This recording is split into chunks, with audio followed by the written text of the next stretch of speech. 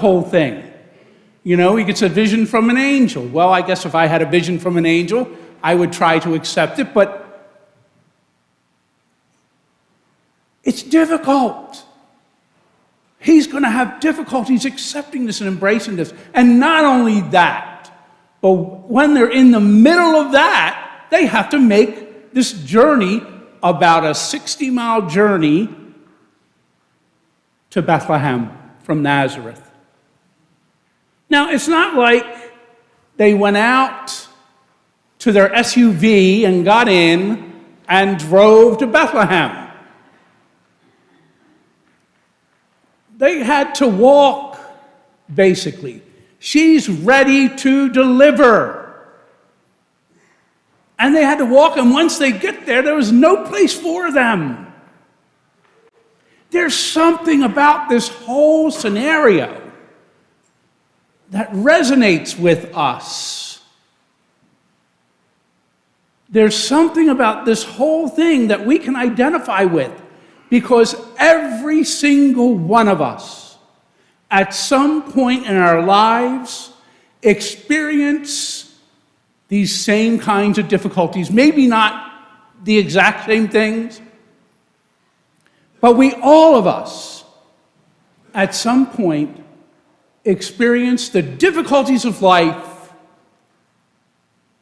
difficulties with our families, sometimes being rejected by people we love, sometimes being questioned by people who are supposed to love us, sometimes being treated unfairly by the people who are supposed to accept us, sometimes dealing with friendships that wind up on the rocks over some either stupid thing or significant thing that has happened in our lives. Sometimes we just don't catch a break.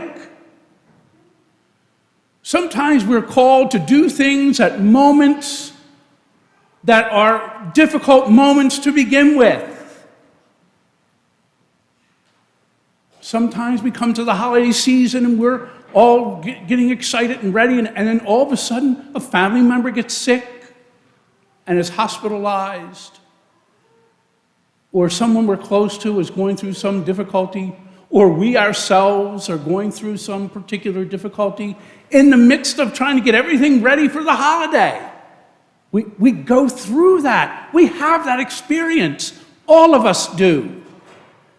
Sometimes the things that we're called to do just don't go the way we would like them to go, the way we think they're supposed to go. We know those difficulties. And somewhere inside of us, we recognize that being lived out here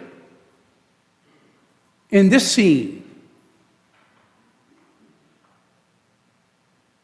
And not only do we recognize that, but we recognize too that there's something glorious about God's presence in the midst of all that stuff. Those of us who are believers, those of us who believe in the presence of God, those of us who believe in the salvation and redemption of Jesus Christ, recognize that in the midst of all that, all the difficulties that we experience, there are true moments of joy and happiness and peace and love. I don't think we would survive if we don't recognize those kinds of moments in the midst of our daily life, even in the midst of our most difficult moments. Here, in this moment, Jesus Christ is born. And in this moment, while there may be this background story about difficulties and pain and loss, it's all overcome. It's all overwhelmed by the joy in the presence of Jesus Christ. There is something fundamental in this moment that says God loves us. And not only does God love us, but God loves the world. This love, this world that we've had to deal with, this world that we've had to put up with, this world that we've tried to cope with, that in the midst of it, God has shared his love with us. God has bestowed his love on us. Even the shepherds. You know, we look at the shepherds, oh, isn't that nice? They have nice, fluffy little sheep and all the rest of it. The shepherds were outcasts. The shepherds didn't belong. The shepherds were considered to be unclean because of their profession, because they had to deal with dead animals and sheep droppings. We don't think about that stuff. But they weren't supposed to be there, but they were there. And they participated in this moment of joy and happiness and love. And that's one thing that we can hold on to, no matter how difficult we think things have been, no matter how unclean we think we are, no matter the trials and tribulations that we've experienced, we can come to a moment and recognize that God has loved us, and God asks us to love others. And we do. We do. You know, here's the thing. When Jesus talks about love, when St. Paul talks about love, they're not talking about a feeling at all. They're not talking about this feeling of love. They're not talking about some kind of abstract idea. For them, love is an action word. For them, love is a verb. They love by doing, and they call us to love by doing, not just by feeling, but by doing.